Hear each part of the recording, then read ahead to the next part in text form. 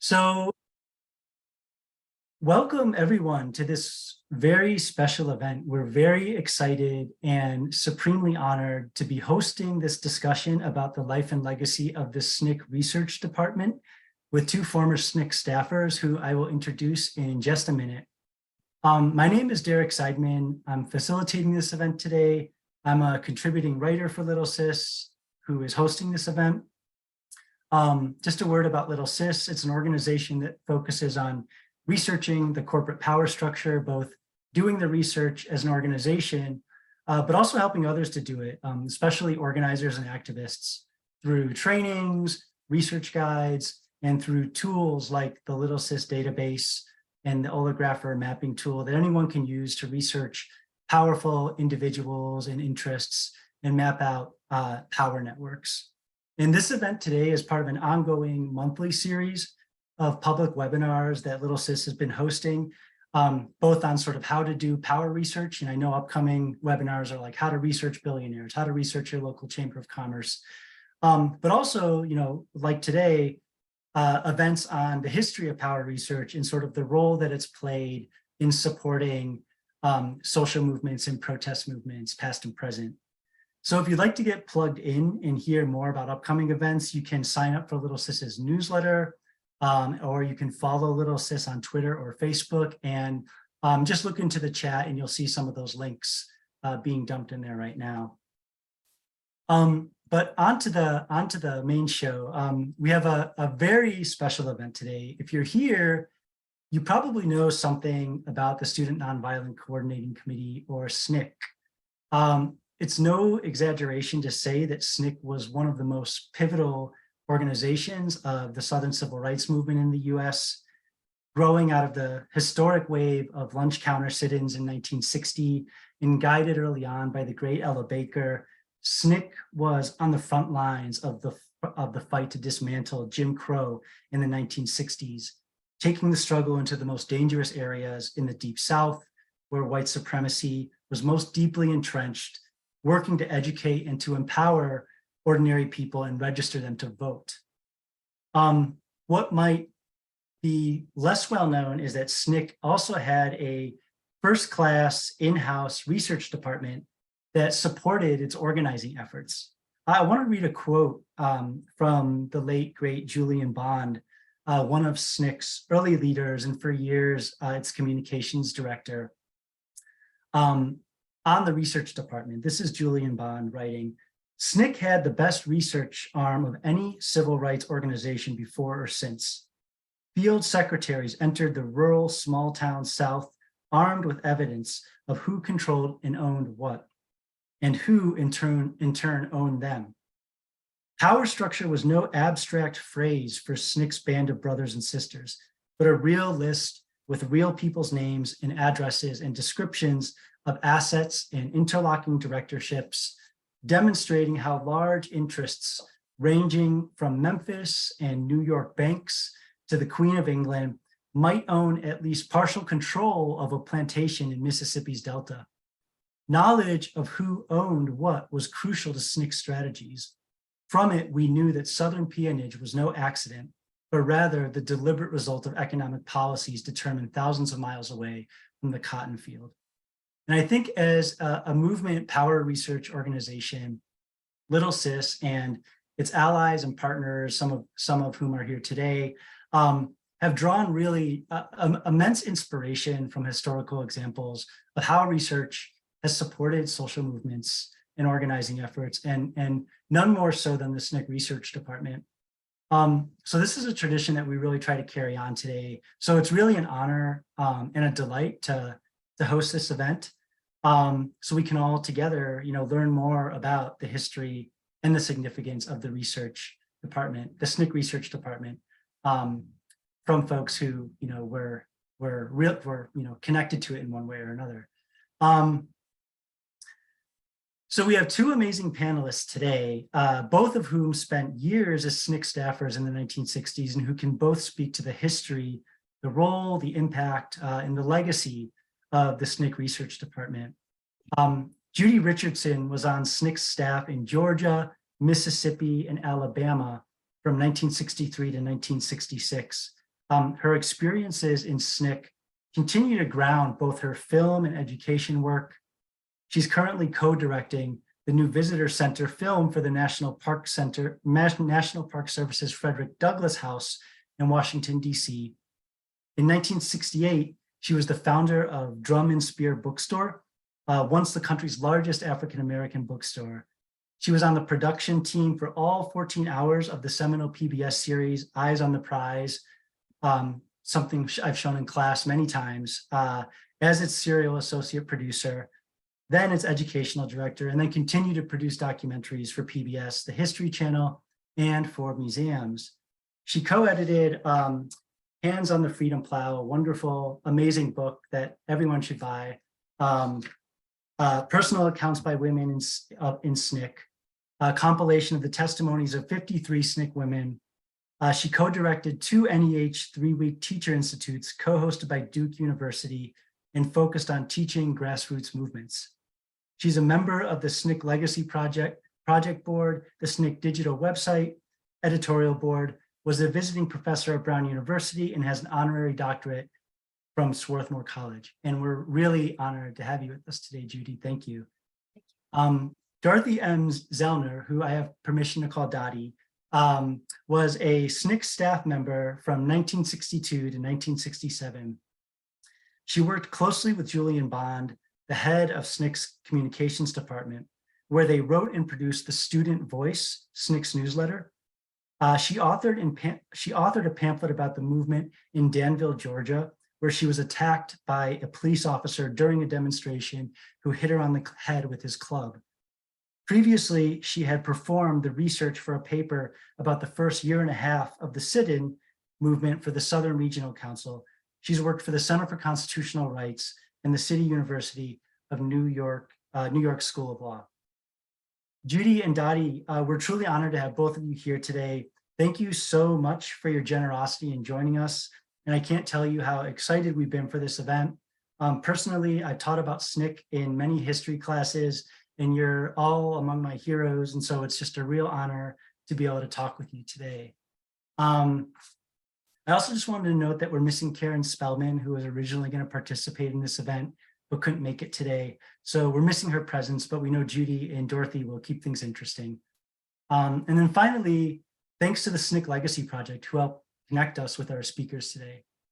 So we'll have a discussion with Judy and Dottie until 5 p.m. and then we'll have about 15 minutes for questions and comments from the audience, and we'll end at 5:15. If you have questions during the event, please put them into the Zoom Q&A, and we'll get to what we can at the end.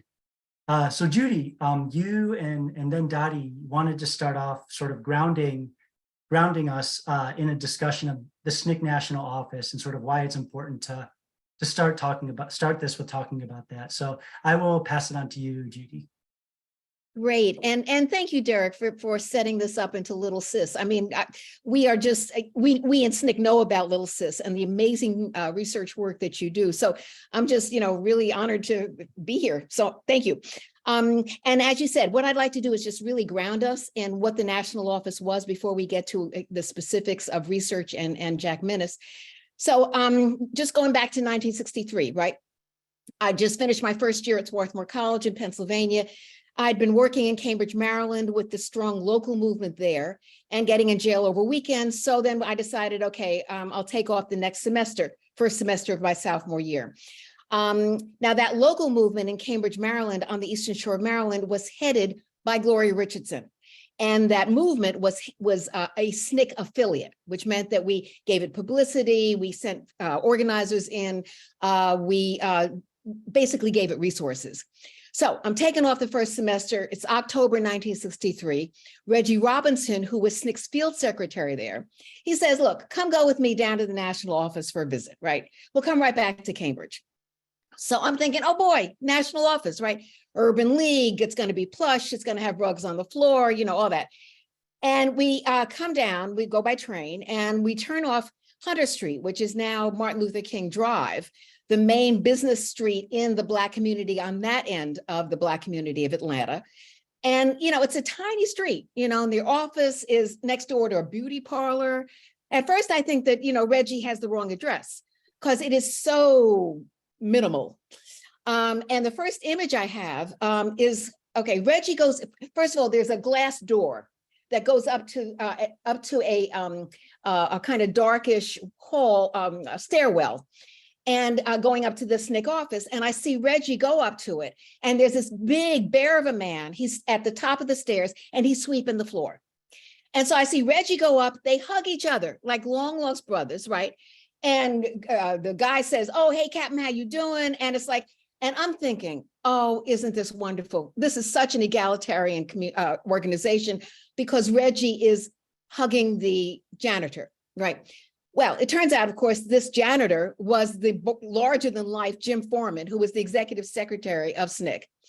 And Foreman often swept the stairs, not very well, never very well, but it was a lesson to people, which was, number one, every job is important.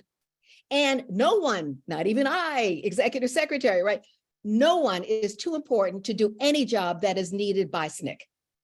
So the role of the national office was to develop networks that would carry out the work SNCC staff workers agreed to at various long staff meetings, which we often had usually about 4 or 5 months, every 4 or 5 months. And always those networks were in service to the work of the organizing that was done in the field, in our projects in rural Mississippi, Alabama, Southwest Georgia, and Arkansas. And as young people, we really developed an amazing national support network. We understood the need to frame the narrative, which you all are always doing, which is so cool. So it really reflected SNCC's work, who we were, what we were doing, and why we were doing it. So I come into this office and it really feels like energized chaos, right? I see in front of me 2 operators on the phone, just constantly on the phone. And they were the Watts line operators. And I'll refer to this later when we talk about the chronology that Minnis develops. But the Watts line was the WATS, the Wide Area Telephone Service, WATS, like an 800 number. So twice a day, the national office would call all around to the field to find out Greenwood, Mississippi, Selma, Alabama, wherever, to find out if anybody had been killed for trying to register to vote, any churches that had been bombed because they had housed voter registration projects, whatever. Find out what is going on. Is there anything we need to call people about? So I see that when I first come in. Then there's the communications department off to the left. That's Julian Bond. And thank you so much, Derek, for that incredible quote. You got to send that to me because I didn't have that. That's a great quote. And so he's sitting there, he's typing with staccato speed, got a cigarette hanging out of his mouth, dropping, ashes onto this perpetually dirty floor. Julian could type faster with 2 fingers than I could with all 10 of mine. And Dottie and I both still type about 90 words a minute. He typed faster than we did. So he's typing these press releases. And then he's on the call. He's talking to maybe Larry Britton at Jet Magazine or Claude Sitton at the New York Times, trying to tell the media about the beatings and the murders of movement workers as they worked with the local communities. Right. Again, trying to get Black people registered to vote, hopefully without getting them killed. Okay. Then we had a photo department.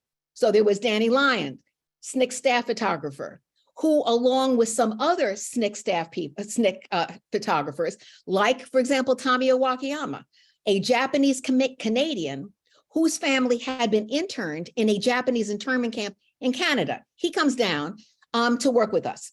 So they and other SNCC photographers, they're taking many of the photos that graphically depicted the violence and intimidation that is revealed in the chronology that Minnis developed, and we'll talk about that in a minute. Well, after somewhere in this program.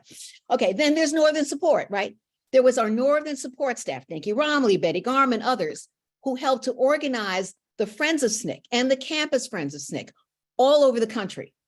It was folks in Friends of SNCC, for example, in Chicago, New York City, Philadelphia, Oakland, whom we would call in the middle of the night to tell them about local activists and movement activists, staff getting jailed, beaten, shot, whatever, so that those people whom we called would then contact their local media in Chicago, in Oakland, in Philadelphia, or call the FBI, just for the record, because they weren't going to do diddly squat, right?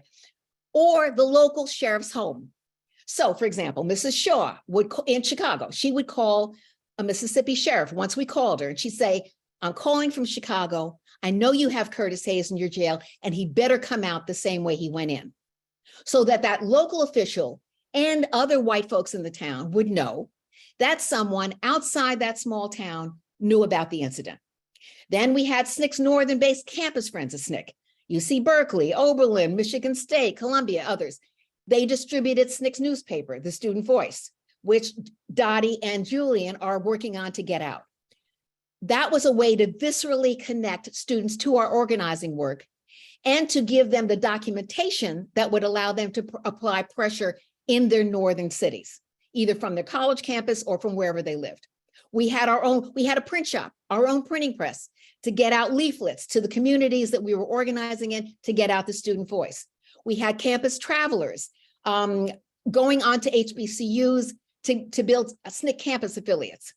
We had fundraising and Friends of SNCC in major cities and on campuses all throughout the country. And then there was the research department, right? That was headed by Jack Minnis, which will be the focus of the conversation.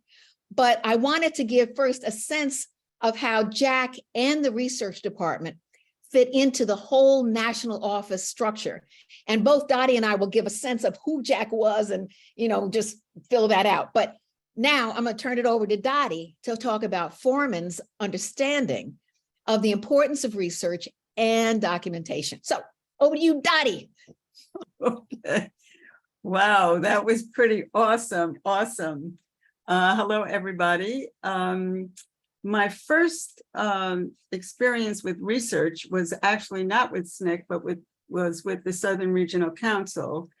And I went to Atlanta in June of 1961. So that's 62 years ago.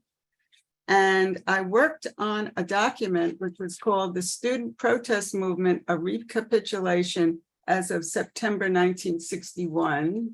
This is an actual real copy.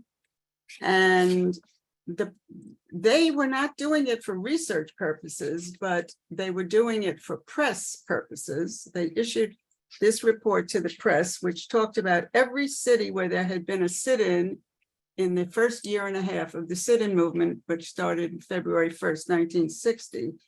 And I did the research. I mean, I did it from news clippings and other documents that they had and pulled it together and had how many people had been arrested in this period of time, how many actual people had been involved.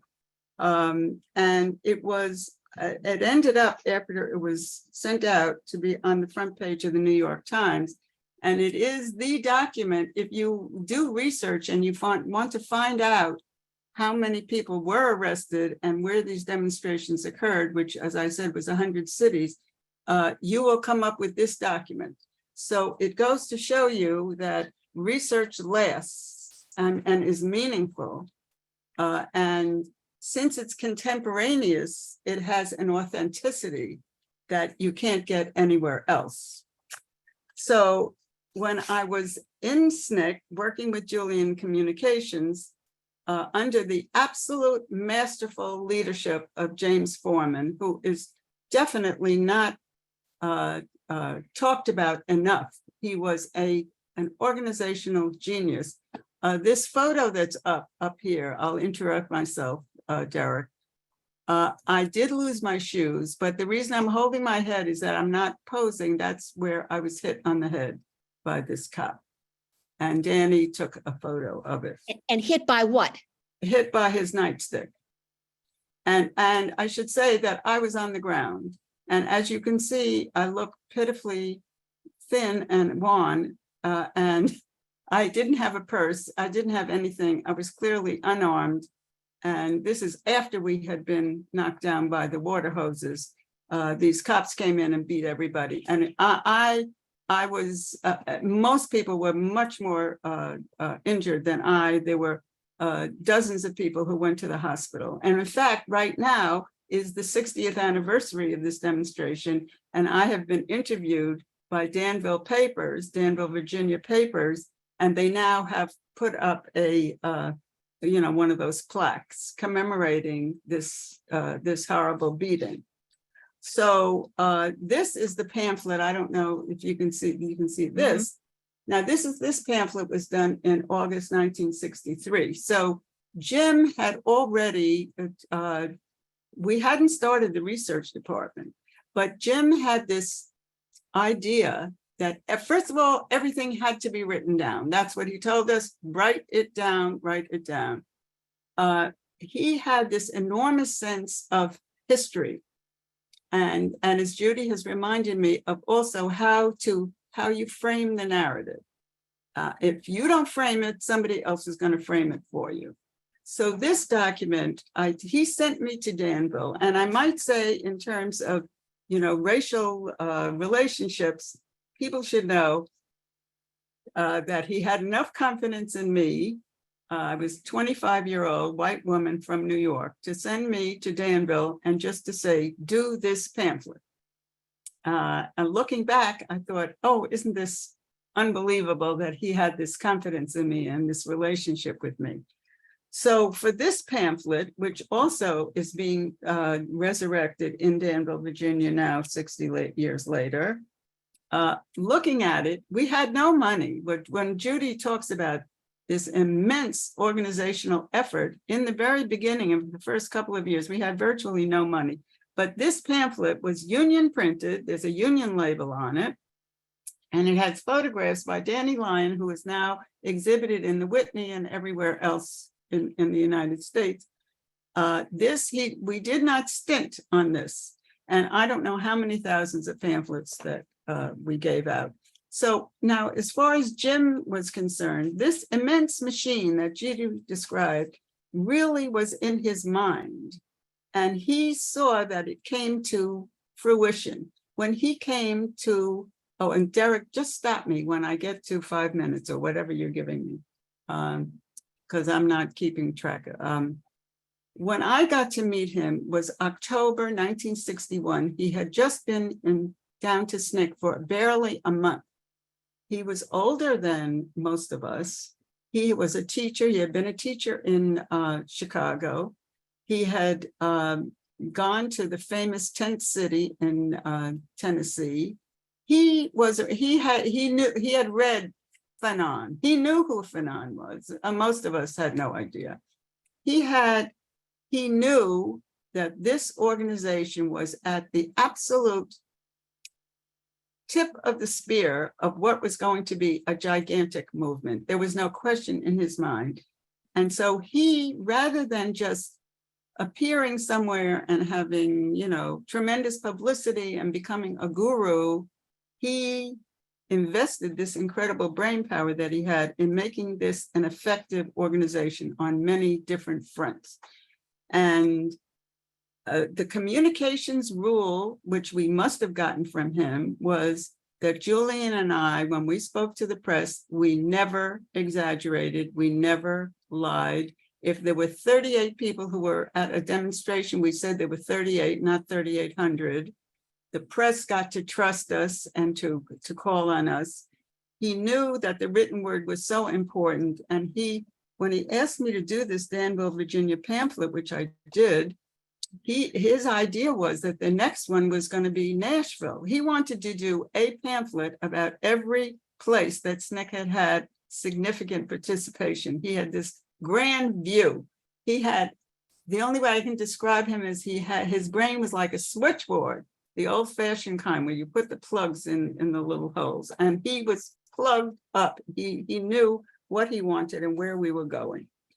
So that's mainly, and it's not surprising to me, after I've been reading, after Derek invited me to participate with Judy on this,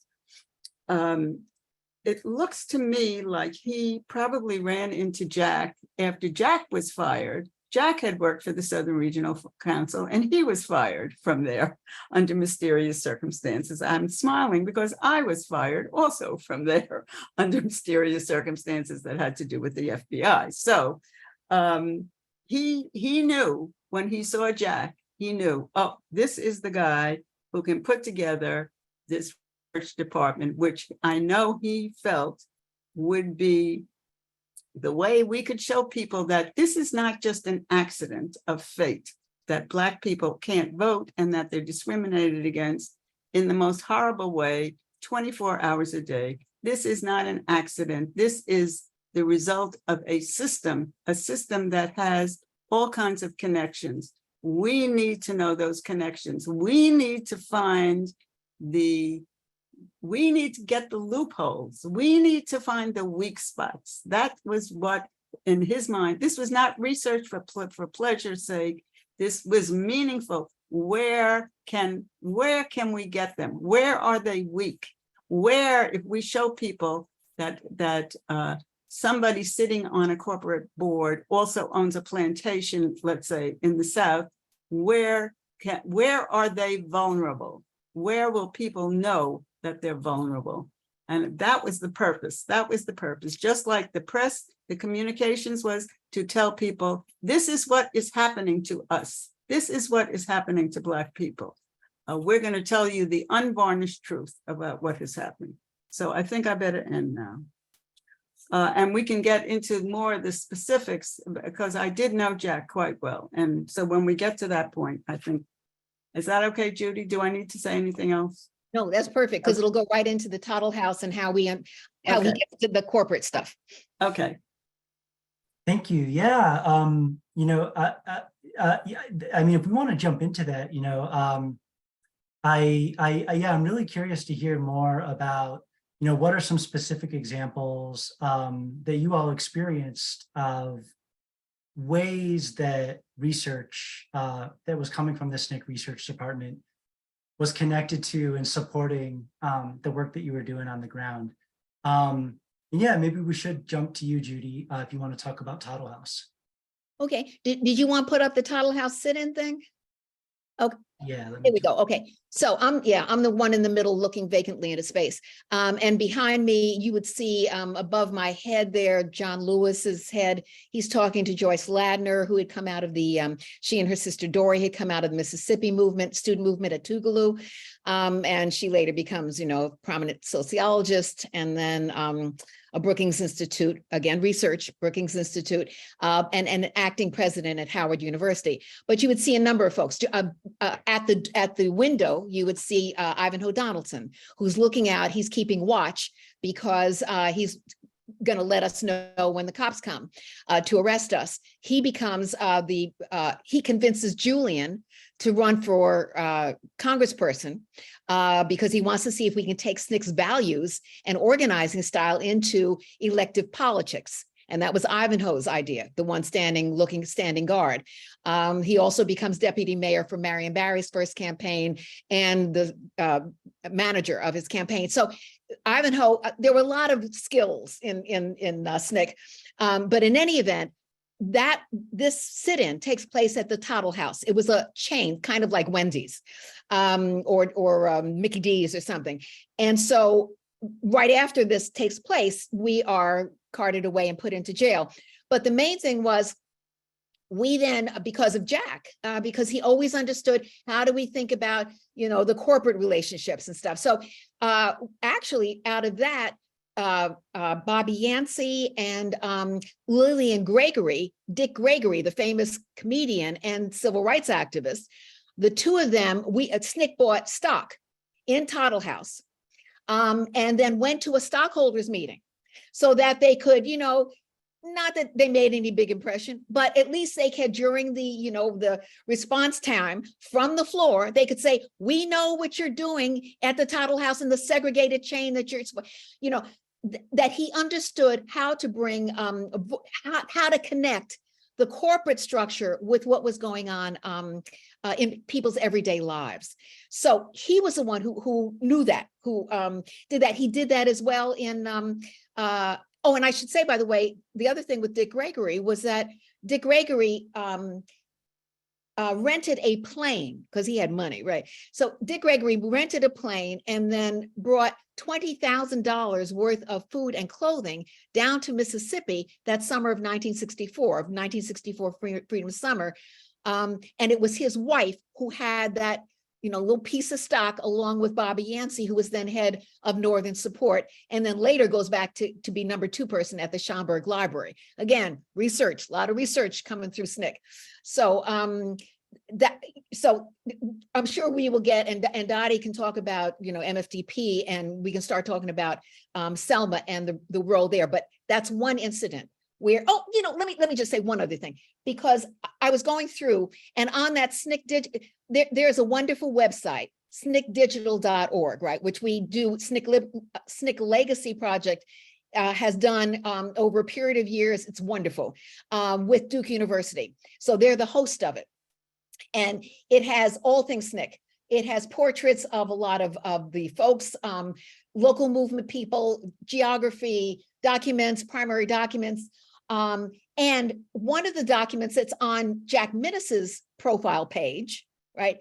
Somebody, I see the digital little portal is great. I love it. Thank you. But one of the things you see is a piece, and it's a primary document. And it says, on this, it's a front page from the Student Voice. And it says, an 18-year-old from Connecticut College for Women convicted in a racial case, given a maximum sentence, had a $15,000 bond. Okay. She's from Rhode Island, Connecticut College for Women. Okay. She was also fined $1,000. Now, she was the third white person convicted for participating in a demonstration by the judge, Durwood Pye, who has a history of pro-segregation activity. Says the Student Voice article on the front page of the Student Voice. He was appointed to the bench in 1955 by segregationist ex-governor Marvin Griffin. Before his appointment, SNCC Research, before his appointment, he was an assistant county attorney and secretary of the Georgia Education Commission, a group created to maintain segregation in Georgia schools. This is the kind of research that gives you a context. It's not this little person coming up, right? It is the sense that there's a history, people. It's like Moms for Liberty. Well, where do they come out of? Always understanding what is the larger thing that is driving this. But anyway, Dottie may have more too on Mississippi too. Well, what the research department did was provide the sort of wherewithal for truly immense organizing projects. And of course, the Mississippi Freedom Summer is the big example for that. And of course, Lowndes County is the second great example. Now, what Jack had done is he had researched how the Democratic Party really functions everywhere, and what you have to go through, and you have to have precinct votes and this kind of vote and that kind of vote. When he was told that Black people were organizing in Mississippi, and this is a slide from Lowndes County, which I'm not quite up to yet. Right, if you can go back to the one you had before. Yeah, that's it. Oh, yep. Okay, so this is Mississippi, right? So when the time came to organize the Mississippi Freedom Democratic Party, it did exactly what the regular Democrats did, step by step by step. And that's because Jack and the research department researched what you needed to do before you got to a convention. That was key, because had the Mississippi Freedom Democratic Party skipped a step, I assure you they would not have even gotten to make a presentation at the Democratic Party convention, which I hope you all know about and can read about at some point. This was extremely important. Then with Lowndes County. I'm sorry, Dottie, before you get through that, can I just say one word, say a little bit about this crime, because I've been using it since 1990 with teachers, with students.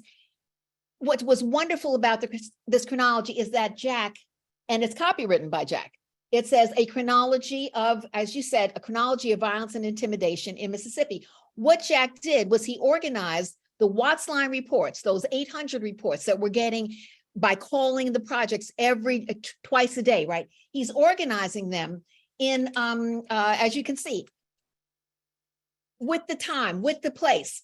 So this particular one, starting in 1961, and by the way, it is part of the press packet that we give to all the press, all the media, because by that time we got television, right? So all the media coming into Mississippi, because you've got 700 primarily white students coming in, and the media is following them into Mississippi, right?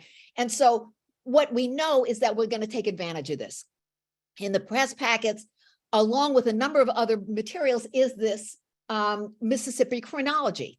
It is, I think, I can't even remember how many pages. It is, does it have? No, because we never put page numbers, who knew? But in any event, this first page has, for example, September 25th, Liberty, Amite County, and it was actually called Liberty, Mississippi. That was the town. Herbert Lee, a Negro, as we were called then, who had been active in voter registration, was shot and killed by white state representative E.H. Hurst in downtown Liberty. No prosecution was undertaken, the authorities explaining that the representative had shot in self-defense. What Jack did was he gave photos, he put the photos from the camera, from the photo department together with the Watts line reports and went through all of them, right? And what it showed is that, well, you know, when you see some crazy, you know, people could kind of discount, oh, that's just some, as they used to say, redneck, right? Some just crazy man, right?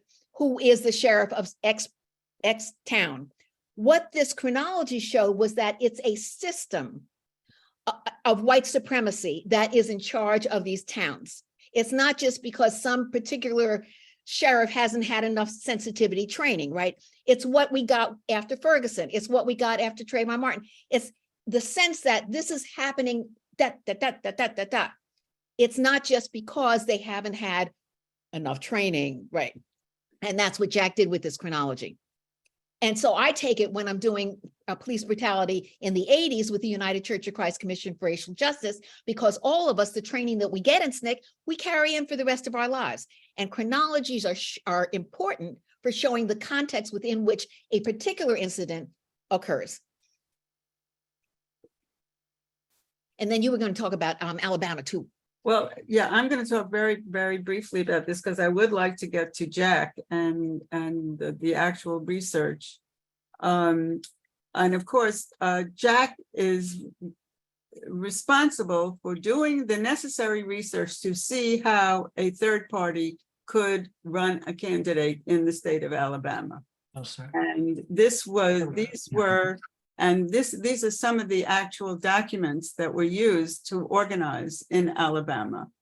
And he apparently, I don't know if I'm in New York State. I have no idea if New York State has any idiosyncratic laws where, you know, I and my neighbors can run a candidate. I have no idea, but Alabama did. And because of that, it meshed with SNCC's and particularly Stokely's desire to go to Alabama and to organize in Alabama. So, and by the way, that document was done by Jennifer Lawson and yes. Cortland Cox, also on our SNCC Legacy Board. And that's because the literacy rate was so low, not just for Black people, but for white people, because that's how you control people, right? So what they did is they said, well, folks said, well, what does a sheriff do? Well, what does a coroner do? Well, no, we could never be that. And then SNCC people would say, oh, yes, you can. You know, you're not the guy who has it now is no smarter than you are. And then they would put in very graphic form, like you see here. This is what the sheriff does. This is what the coroner does. Right. And so, and just to add about the Black Panther logo, as Judy said, there were many white people who were illiterate, and they had the white party, there was an actual white party, had as its own logo a rooster. And Stokely and others in the program decided that they wanted a panther as their symbol. And just to clarify before you do that, the actual logo of the entire Alabama Democratic Party, the state party, was a logo that had the rooster in the middle and the words white supremacy for the right. That was the official logo of the Democratic Party in Alabama. Yeah. And there's a very fine movie that has just been made, and Judy and Jennifer and Cortland are in it, and people should see it if they get a chance, and Judy will tell you the exact name. So in any case, this panther, without belaboring it, there were several people who worked on it. I was one of them, and I had a minor part, but this is, well, Stokely came to me in the SNCC office and he said, he knew that I had gone to Music and Art High School and he had gone to Bronx Science High School. And they were sort of sister brother high schools in New York City. And he said, can you draw a panther? So I said, no. So he said, oh, and then he sent my then husband, Bob Zellner, to the zoo to take photos of the panther. And Bob, I mean, the panther was sleeping. It didn't look very, interesting. Anyway, then he presented me with a drawing of a panther, which I didn't know had been done by Ruth Howard, based on the logo of Clark College. motto, the motto of one of the football teams. It's the mascot. It's the The mascot. mascot, that's right, the mascot.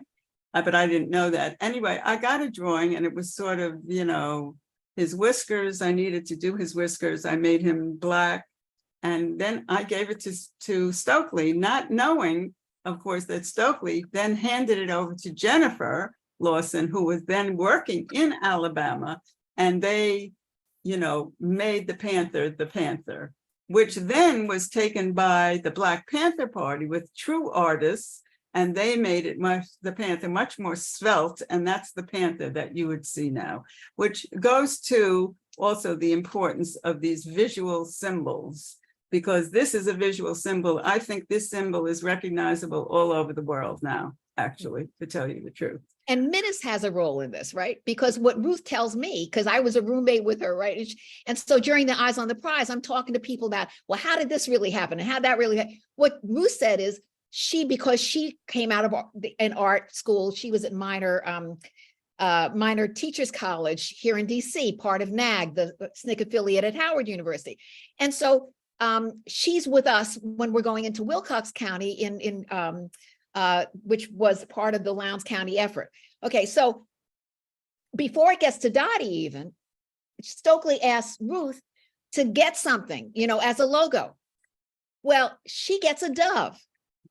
And so she takes it to Minnis, and Minnis says, that's too passive. She comes back out and she says, Ruth says to me, she said, and so somebody in the office said, well, Clark Atlanta, the HBCU on the Atlanta University campus, I think their mascot is the Panther. And so she goes over, she does a rubbing from their yearbook of the Panther. And then it comes back and it goes through all the steps that Dottie just mentioned. But it's like, that's part of a movement, right? Everybody's putting stuff in. Yeah. Thank you so much. These are really wonderful and inspiring stories. Dottie, you had mentioned that you wanted to say a little bit about Jack Minnis, because I know that you both have mentioned Jack and mentioned Minnis, who are both the same person a few times, and That's right. by all accounts, I understand that I've heard like he was someone who was really central to the research department, and you knew him well. Do you have Sure. any thoughts or Sure, I'm glad to. I knew Jack, of course, in SNCC, and then after we left SNCC, I worked for the Southern Conference Educational Fund, and he worked for SCEF also, and we lived in the same city for a while. So I knew him quite well, and I interviewed for this program Margaret Herring, who also knew him very well. And she told me, I'm reading from my phone, Jack's father laid pipelines in Lake Charles, Louisiana. As a child, he had to move around a lot. Phyllis, whom I interviewed also, Phyllis Cunningham, she remembers getting regular reports from Jack when she was in the field. She's an RN who did some heroic health work while she was with SNCC in Mississippi. With the Medical Commission for the Medical Committee for Human Rights. Yeah, but she became a SNCC staff member also. So when she was in the field, especially when she was in Hattiesburg, she remembers they came on colored paper and were regular. She remembers them being mostly connective tissue between government, state, and local. Who were the players who determined the laws? That was the thing. Who are the players in what we're dealing with here? Now, Jack didn't use isms, but Jack, if I was going to describe him, he had a passionate hatred of injustice, and exploitation to him was injustice. What Margaret said was,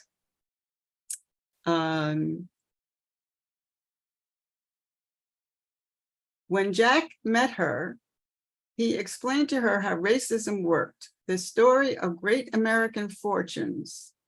When he learned about how white people had given blankets to Native Americans, to indigenous people with smallpox on them, he would cry. So he was a rough, tough guy. He smoked, he drank, he was a hard drinker.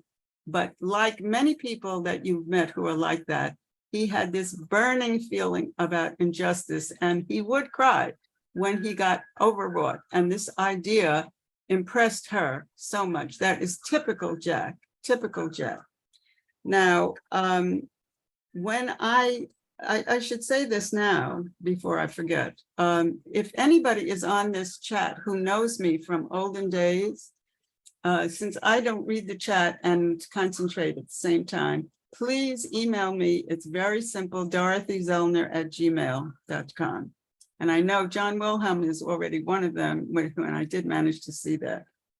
Now, Jack used, according to Margaret, because I asked specific questions, he used Martindale Hubbell. I think, Derek, you had asked about his actual materials, and Moody's. These are two books that I'm sure you're more familiar with than I am. And at the SNCC office in Nelson Street, which was one of our offices that we moved into, he had lots of books. He also consulted with attorneys a lot. He was not an attorney, but he consulted with Howard Moore, a Black attorney in Atlanta, and also with the famous, Arthur Kanoy and Bill Kunstler and Morty Stavis. And also Rabinowitz and Boudin. And Rabinowitz and Boudin, right. And Margaret said for his information about Alabama, he might have called Morty or Arthur to find out about Alabama law, but he also would have looked at the Alabama code.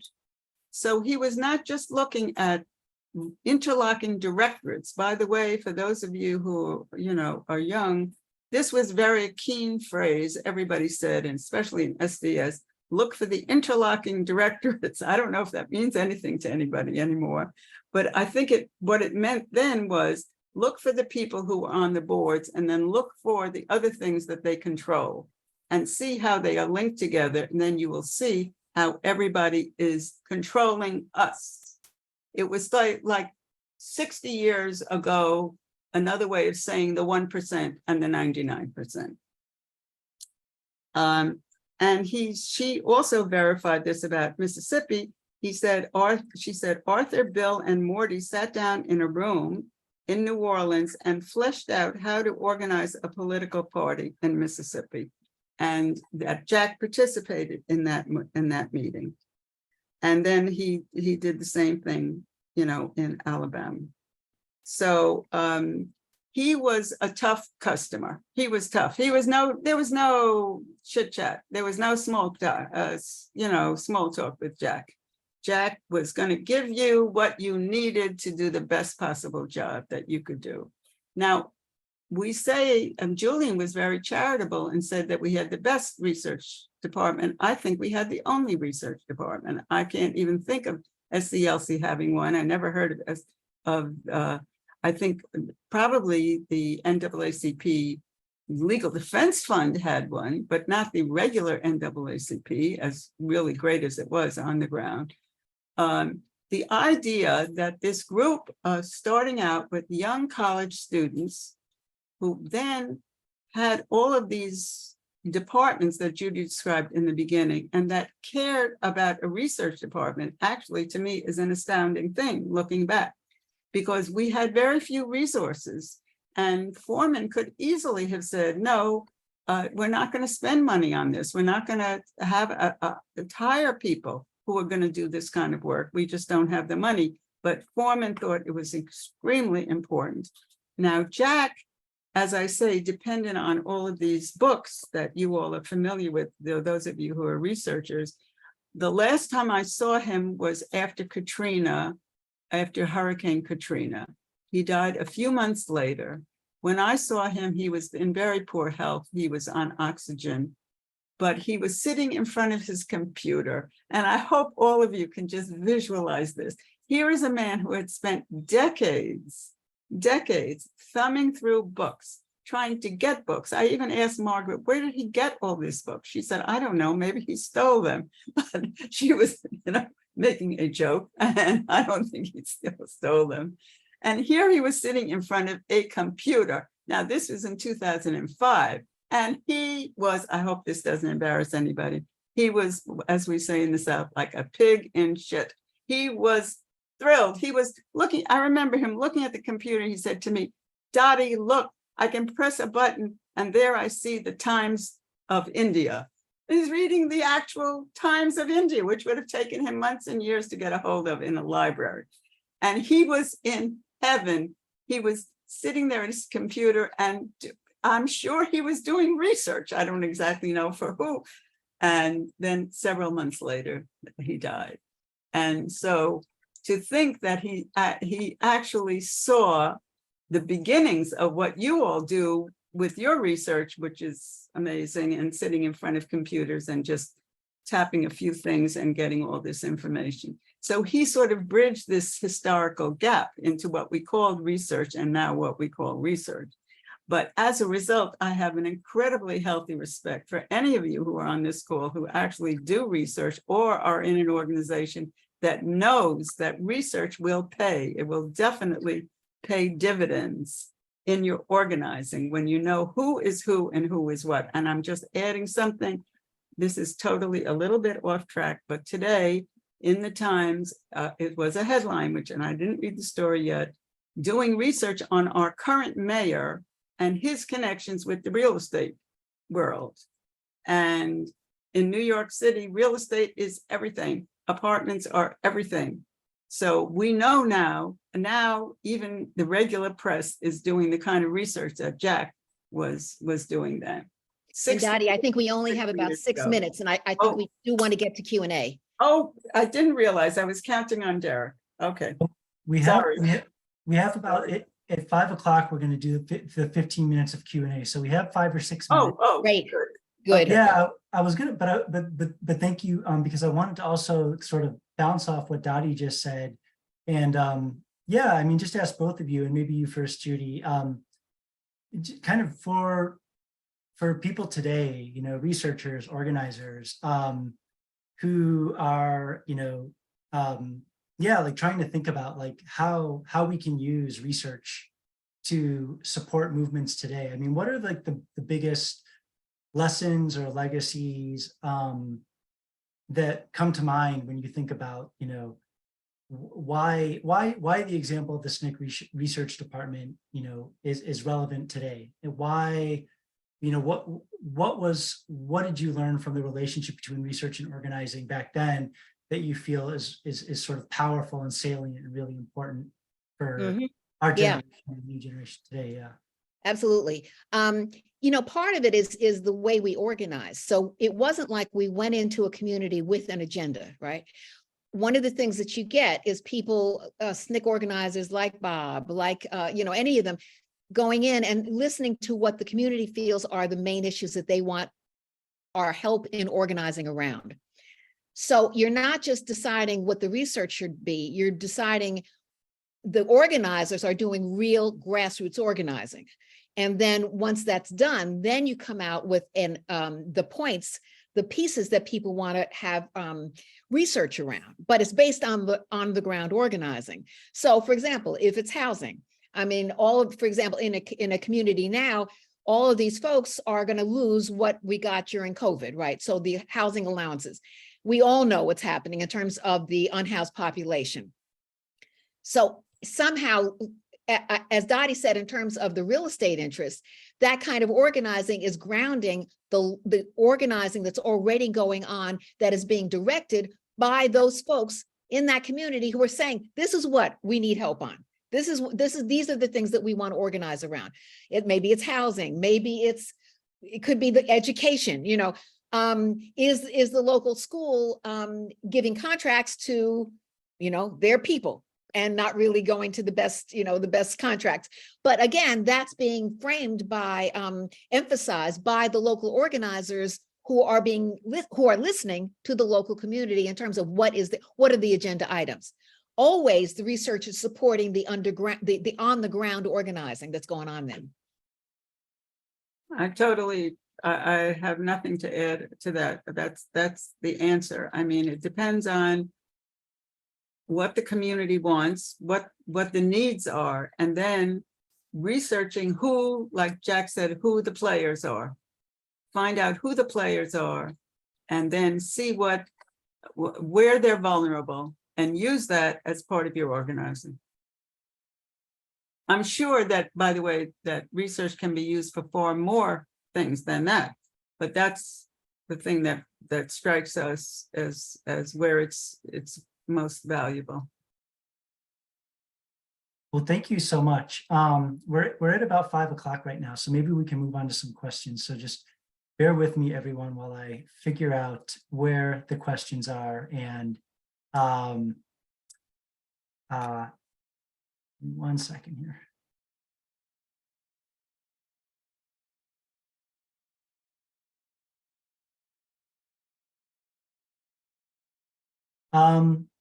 So yeah, there's a few questions have come up. I'm just scrolling and trying to find a few of these here. 1 second.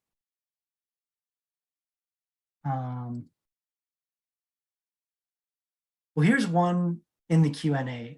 This is from Keith McCarran. Thank you so very much. We are attempting to push forward a truth and reconciliation hearing in Minneapolis post George Floyd in the dual rulings of the Minnesota Department of Human Rights and the DOJ. Any research suggestions are greatly welcome. I can't give guidance on current stuff. I mean, that's my problem, because that's not what I do now. I do education and filmmaking. So maybe Dottie, I don't know. I really have to think about that. I mean, I'm not a researcher either, but if the person who wrote that wants to contrast it with other truth and reconciliation efforts, of course, there's South Africa jumps to mind with its mostly pros, but some cons. And I would imagine there have been other truth and reconciliation efforts in the country. But I think that would be a fertile place, actually, for research to see what the track record is. Thank you. I found a few more other questions now. How was research connected to choice in tactics or messaging? Strategists have always have to use research to argue for messaging, tactics, and direction. What are some examples of this, especially for individuals chosen for targeting for tactics? I'm sorry, I don't understand the question. Yeah, I'm just reading it. Let me read over it real quick one time. Right, I'll move on to another one, and then maybe I'll come back to that one. Where else can we look for examples of power research being done today, especially if we're interested in using it to uncover racism? Judy, do you know who is really doing research? Not really, although I think, if I'm not mistaken, come on. The Dream Defenders? Dream Defenders down in Florida, which came out of Trayvon Martin, does have research connected with them. And I think that the larger Movement for Black Lives, which includes Dream Defenders and BYP 100 and other groups, that they do research. I think Organizing Black out of Baltimore also may do research. But I'm not as clear as I could be. I'm not aware of those are the ones, because we have a project with those three, as well as some other Movement for Black Lives folks. And I know that they do it, and I'm pretty sure that the larger Movement for Black Lives, not Black Lives Matter, but Movement for Black Lives, that they have a research department. Another group that does wonderful research is the Zen Education Project and Teaching for Change, and they work a lot with teachers. But they do research, but not in the specific way you're talking about. They do it more in terms of research into educational materials that would help ground some of the teaching that they're doing nationwide with their networks. Then the other thing is, I would like, I think research is probably used on the ground by many, many organizers who don't have a research department. But when they start organizing, let's say, a housing issue, a lot of them say, well, who lives in this neighborhood? That's research. Who owns the buildings in the neighborhood? Who are the big landlords? They might not even think of themselves as researchers, but they're researching. And I think because a lot of time research is an integral part of organizing. I mean, you have to know what your situation is, and it helps to know the history, and it helps to know the players. So I think a lot of people do that every day without realizing that it's a special function, because that was what was unusual about SNCC, is that we had a whole department. Now, it's very possible that other organizations were doing it, but they didn't have as many resources as we threw at that because of Foreman, because he knew that it was so important. And I do see in the chat that people are putting in EPI, Stop LAPD Spying Coalition. So clearly there are people who are doing it. So if folks can check the chat, check the chat. So I just saw a great question that came up. I am doing some power research with volunteers in my community. We are finding so much information, but aren't sure how to organize it and make it accessible to others. Can you share more about how SNCC organized its research findings and helped organizers find relevant information? Well, I would say that the one overriding rule that I would use is speak English. Forget about rhetoric. Speak English the way you would speak to the person living next door to you, to try to make them understand something. And that was the overriding rule in SNCC. We never wrote anything or said anything with rhetoric. It was speaking English. So that's the first thing that would come to my mind. And I would add, I totally agree with Dottie on that. I talk about it, you know, squish, people talk squish. But in any event, the other thing is, if you can attach visuals to whatever you're doing, photos, you know, I mean, you know, we didn't have cell phones, so we don't even have what you guys have now. But always, there's a reason why when Jack did the chronology of violence and intimidation, it wasn't just, you know, page upon page of Watts line reports. It was also photos. And now you really can do that. So I think it is what Dottie said. It is making sure, and then also to put it in a way that, you know, I don't know what the formats are that people most use, but for example, on our SNCC Legacy project, on our social media, you know, I don't do it, but, and there are actually older people on our board who actually know about all the social media, but we have a young person who handles our social media. So the question is how you put it in little short bites that people can read and digest very, very easily in whatever format you think is going to really get to the audience that you're trying to get to. So maybe they don't do Twitter, maybe they don't do Instagram, maybe they do something else. So it's also understanding what is the platform that you want to use to get the message out to the audience you're trying to reach. Thank you. We have another question. How big was the SNCC Research Department? Was it all housed in a single office? Oh, well, it was a room in whatever office we had. And I was actually in Mississippi when Jack was really achieving his stride.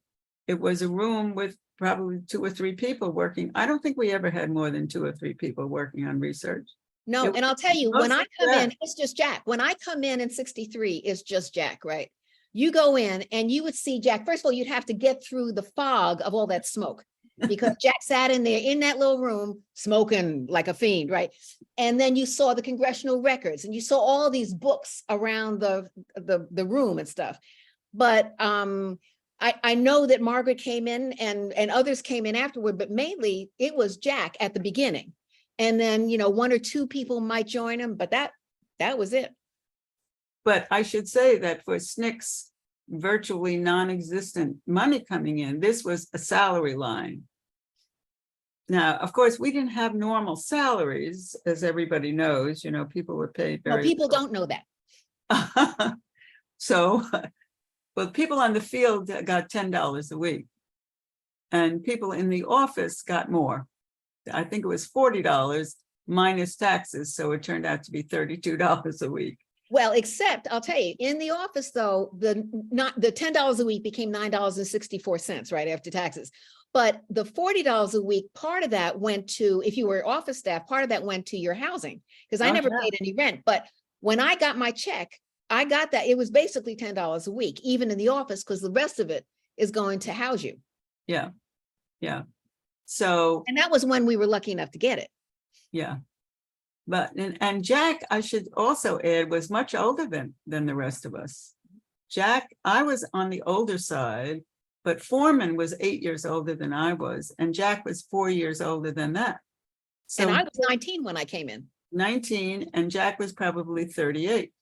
Jack had a wife, he had children. This was unusual. This is very unusual setup. And the respect that people, I mean, he was very eccentric, I have to say, but the respect that people had for him was really immense because he didn't talk rhetoric, he delivered the goods. He said, this is what you're up against here, guys.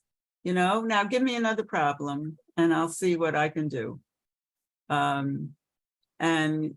I think that's what most of us are doing who are on the ground. That's what we have to do. You know, this is our problem. This is what's facing us.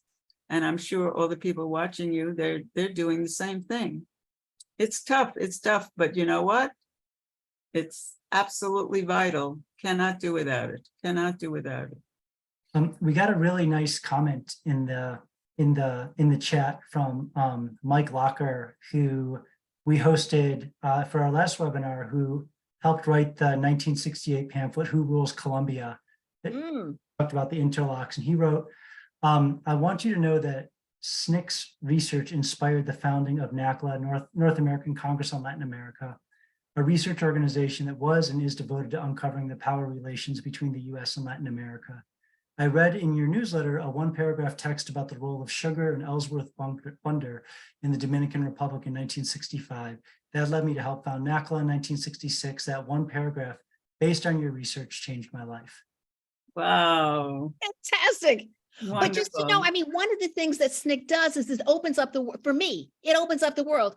I learn about anti-colonial struggles in Central America and Guatemala. And I have in my diary that Foreman is coming back from an anti-apartheid meeting in London, and I'm about to go to the airport to pick him up. And oh, I can't wait to hear what he's going to say. We had a sense of the world when we were in SNCC because of the kind of folks like Foreman who really did know all those anti-colonial struggles. I mean, it opened it up. We have time for maybe one or two more questions. Did SNCC researchers run into any opposition to their research? How did their targets react to them finding this information about them? I don't know. I never heard that there was a reaction. I think what Jack was interested in was getting the hierarchy, getting the interlocking nature, finding the laws, finding the loopholes in the laws. After all, that's what the lawyers did too, was finding the loopholes in the laws.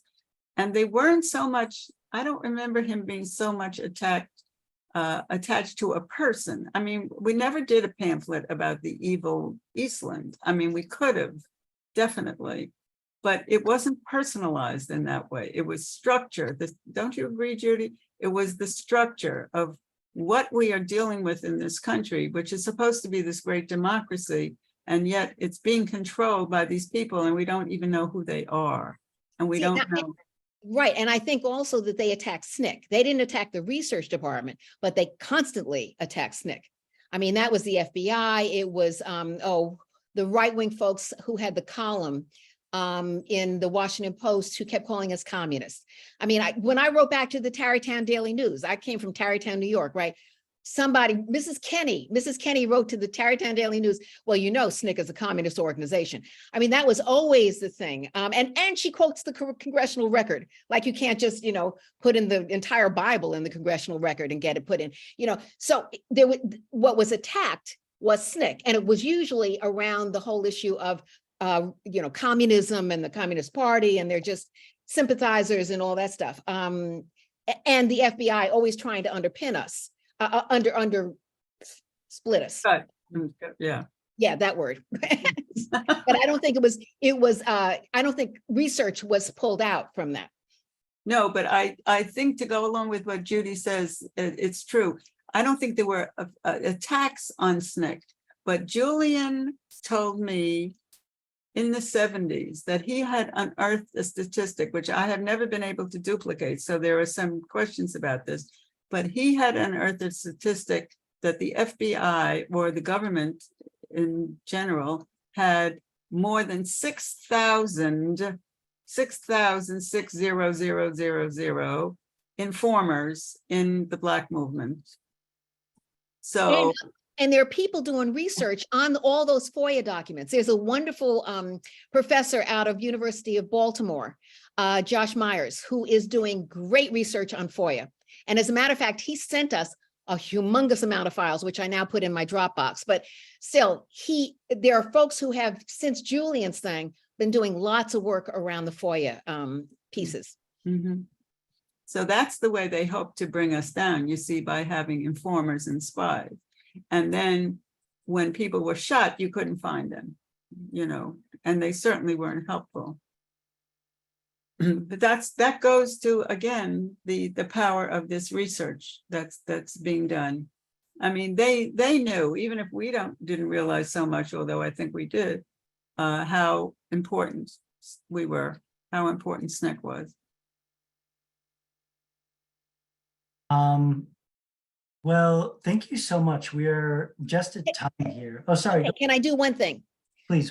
There is a wonderful quote from Miss Baker that I'd like to just mention as we close this out. Can I do that? Please do, yes. Yeah. Okay. Miss Baker said, right, and we all know who Miss Baker was. She said, "I'm part of the human family. What the human family will accomplish, I can't control," she said. "But somewhere down the line, the numbers increase. The tribe increases." So she said, "How do you keep on?" She said, "I can't help it. I believe that the struggle is eternal. Somebody else carries on." And that's what keeps us going, see. Well, thank you so much for that wonderful quote to close us out. And thanks to both of you for what has really just been a wonderful animated discussion. This has really just been great. And yeah, thanks also to, the LittleSis staff in the background that are, helping out in the chat and dumping links and everything. If you're interested in learning more about interlocking directories and creating, visuals of power networks, LittleSis has a lot of resources for that. So definitely check out LittleSis. And if you, just a last note, if you appreciate the work LittleSis does in events like this, yeah, please remember again, sign up and follow us with the newsletter, Facebook, Twitter, and please, if we're a small nonprofit, so if you can, you're willing, feel free to make a donation to LittleSis. Could I add one tiny thing before we close out? Sure, go ahead. I urge people to read our book, Hands on the Freedom Plow. It is the only book that I'm aware of that is entirely written by women, either oral history or written history. It was published in 2010. To my knowledge, there is no book like it. It is unique.